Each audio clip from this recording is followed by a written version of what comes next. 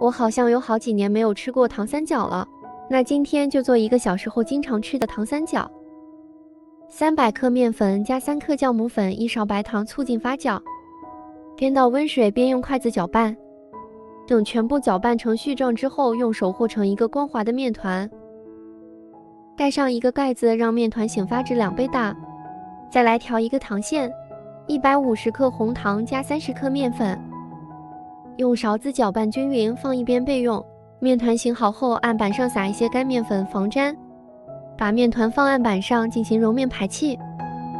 这个一定要多揉一会，把面揉得很光滑，搓成一个长条，分成同等大小的剂子。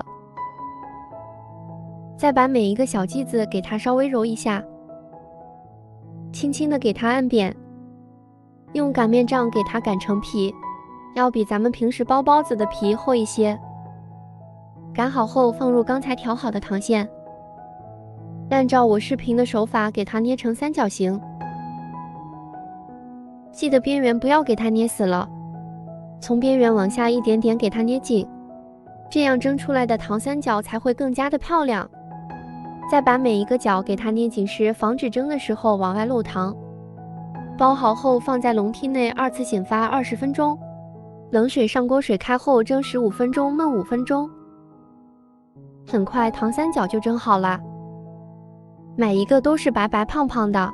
我小时候老妈经常给我做来吃，长大后吃的就比较少，但是有时候还真是怀念这个味道。掰开看一下，里面全是满满的糖馅。